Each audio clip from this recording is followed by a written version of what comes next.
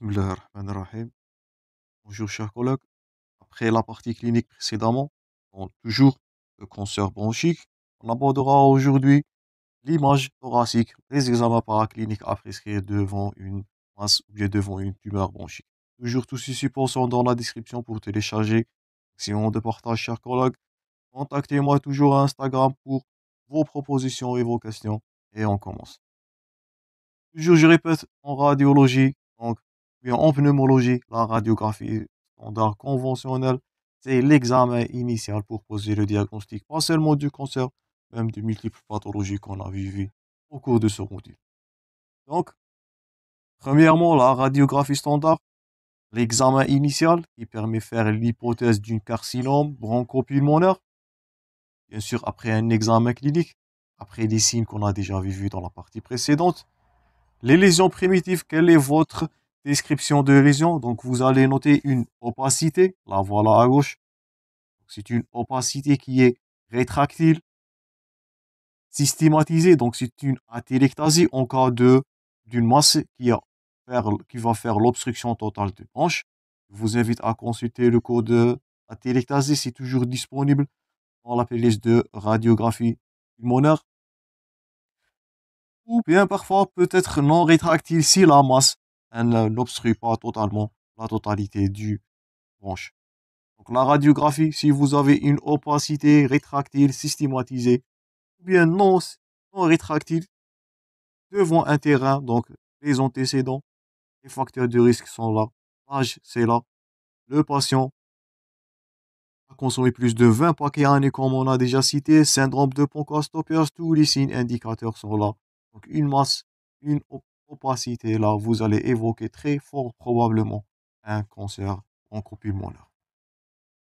Donc premièrement, la radiographie standard et on va voir de multiples clichés à interpréter de masse thoracique.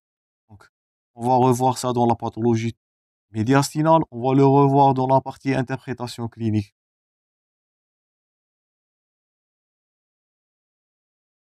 très prochainement.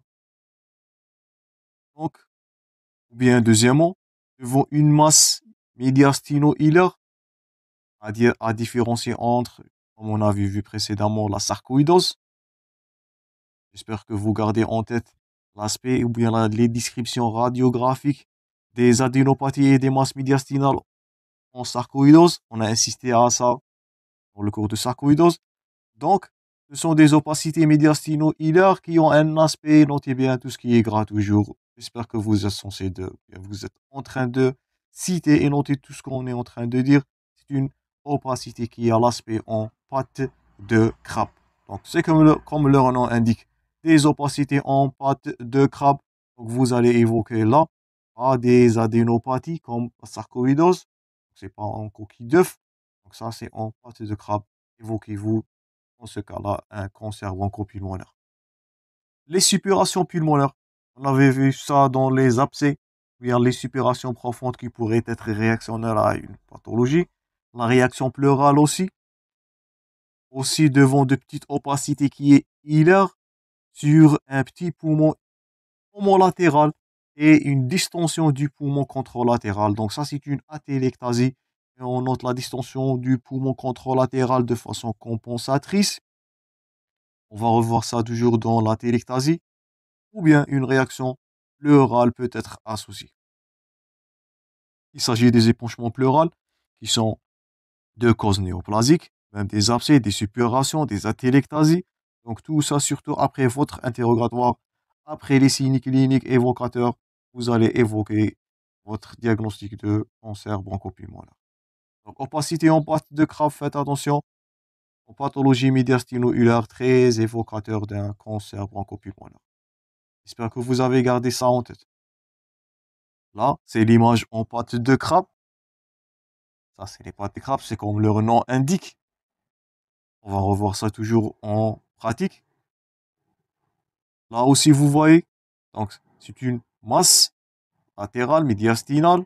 Si vous avez un patient, donc si on vous pose un contexte clinique, un patient, ce cliché-là avec un patient qui a consommé plus de 20 paquets à l'année, un patient qui a de la toux, qui a du wheezing, qui a un syndrome paranéoplasique. Donc, quel est votre diagnostic? Donc, logiquement, vous allez évoquer là un cancer bronchopulmonaire.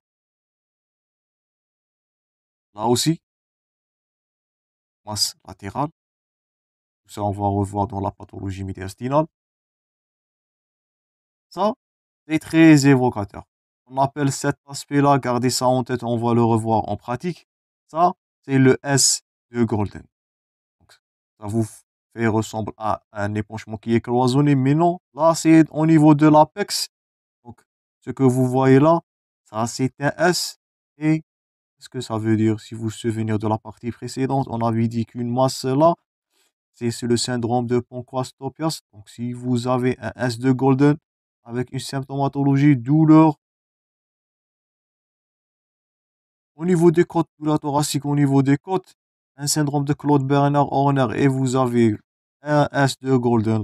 Donc là, c'est très évocateur. Une masse au niveau de l'apex qui est en train d'attirer le médiastin. Et on parlera là d'un S de Golden. On va revoir ce S de Golden. Gardez-vous en tête. Donc, soit un S de Golden ou bien les pattes au crabe. Donc, tout ça, c'est en faveur pas de sarcoïdose, pas d'un asthme, pas d'autres pathologies. Donc, ça, c'est la tumeur. Là, c'est une opacité qui est systématisée, qui est rétractile. Donc, vous voyez l'aspect triangulaire. On avait parlé de cet aspect triangulaire dans la partie ou bien dans le cours ou dans la vidéo qui a été intitulée sur la téléctasie ou bien le syndrome de condensation. Je vais vous laisser les liens dans la description pour mieux comprendre. Donc là, un triangle, c'est très évocateur d'une atélectasie qui est rétractile. Donc cette opacité, elle est en train de rétracter, d'attirer le médiastin vers leur côté. Donc ça, c'est une branche qui est complètement obstruée. Une obstruction veut dire atélectasie, veut dire un syndrome de condensation, veut dire une masse. J'espère que c'est clair. Là aussi, une masse. Tout ça, c'est de la pathologie médiastinale.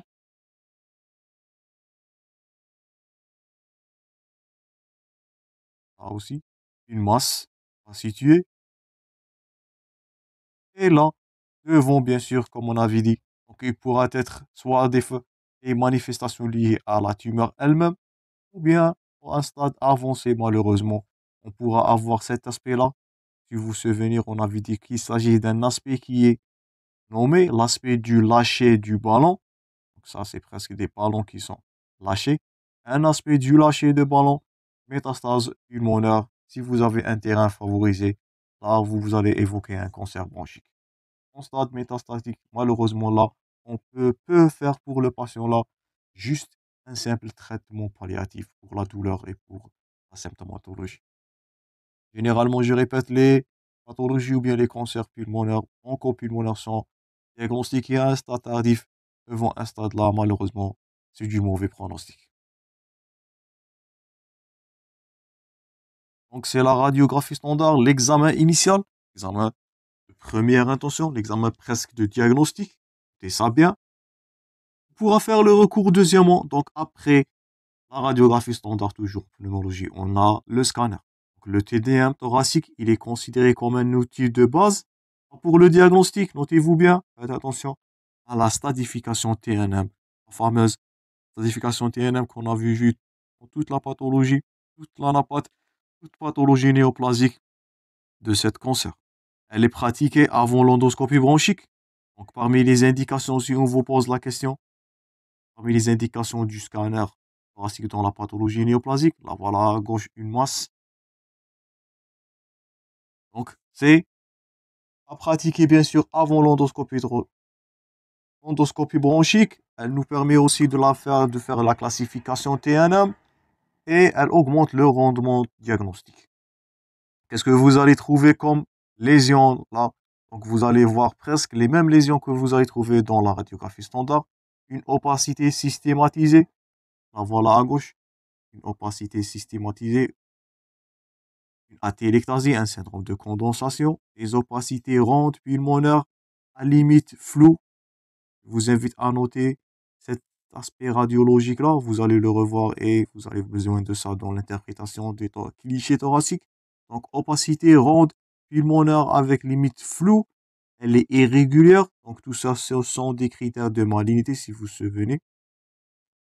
Une image homogène, mais parfois elle pourra être excavée. Et c'est du diagnostic différentiel avec notre prochain cours qui est la tuberculose. Parmi les diagnostics différentiels toujours de toute pathologie néoplasique, c'est la tuberculose. Donc, cette dernière, elle est mise en évidence par les examens anatomopathologiques, l'histologie, on va revoir ça dans quelques plaques. Donc, je répète, deuxièmement, scanner, TDM, il sert à la stratification TNM, il est à pratiquer avant une endoscopie bronchique pour ne pas aggraver les lésions.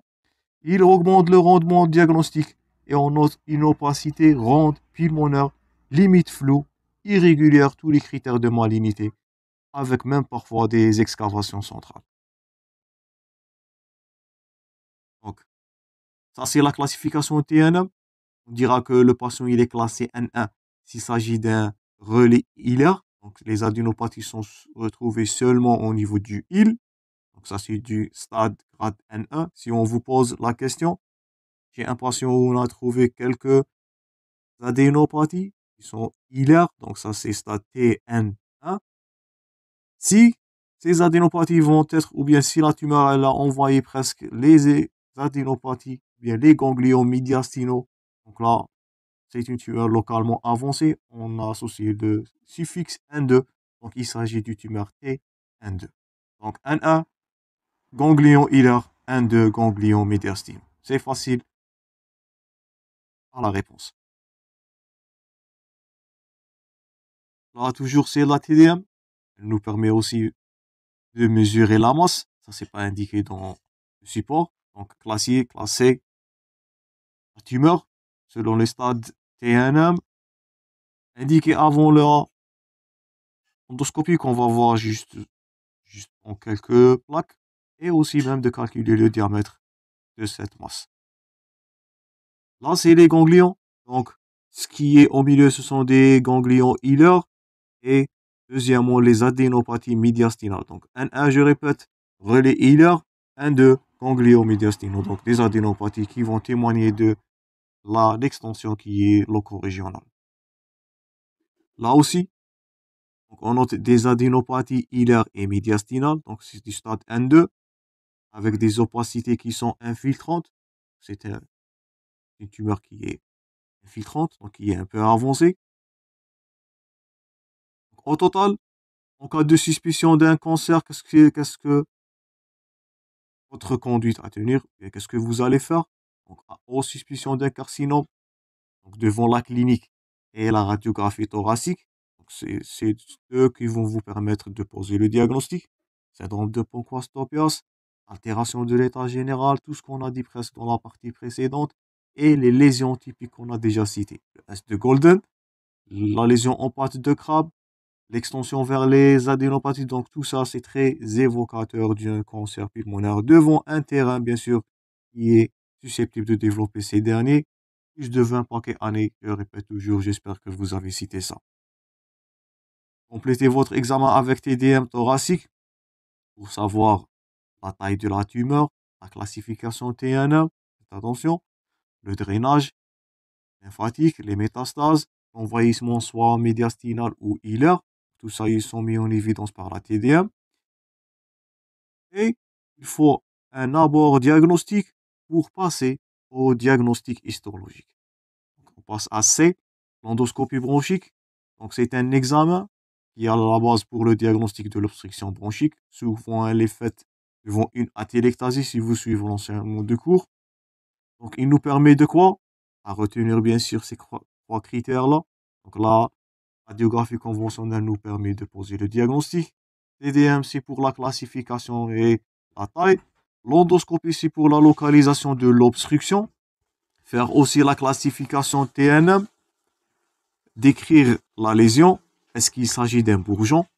Est-ce qu'il s'agit d'une infiltration? Est-ce qu'il s'agit d'une compression extrinsèque? Donc, tout ça, ils sont mis en évidence à la bronchoscopie. Elle nous permet aussi de faire des prélèvements, donc des biopsies, des cytologies, faire de brossage, donc c'est un examen diagnostique et de prélèvement en même temps. Donc, en bilan d'extension, l'endoscopie. donc localiser les lésions, les prélèvements, la biopsie pour permettre un examen anatomopathologique. Avant de conclure cette partie, on va voir d'autres méthodes. Donc, on note ce qui est illustré à gauche, la ponction sous TDM. On note l'écho-endoscopie. Donc, si on vous pose tous ces examens paracliniques là, sont pour l'extension, sont pas pour le diagnostic, c'est la radiographie standard avec un examen clinique qui va vous poser votre diagnostic. Confondre pas. Donc, une écho-endoscopie bronchique, une médiastinoscopie à droite. Voilà la médiastinoscopie. Une mini-thoracotomie antérieure à gauche, ce qui est illustré là. Ça va nous permettre l'exploration précise des ganglions médiastinaux. Pour explorer les ganglions médiastinaux, l'examen de choix, c'est la mini-thoracotomie. Ça, c'est de la mini-thoracotomie. L'autre examen, c'est la biopsie des adénopathies périphériques, la biopsie pleurale aussi, et même la biopsie d'un épanchement concomitant. Vous allez trouver un exudat et des cellules tumorales, donc ça c'est en faveur d'une pathologie néoplasique. Vous pouvez reconsulter le cours des épanchements pleurales, soit transudatifs, soit exudatifs dans notre cas-là, témoigner d'une lésion. Donc ça c'est tout, chers collègues, pour la troisième partie des examens paracliniques. On va conclure ce cours. Prochainement, on va voir les résultats de l'anatomopathologie et le traitement avec le pronostic malheureusement qui est défavorable si cette découverte-là elle est tardive. Merci pour votre attention, chers collègues. Bon courage dans vos préparations et à la prochaine.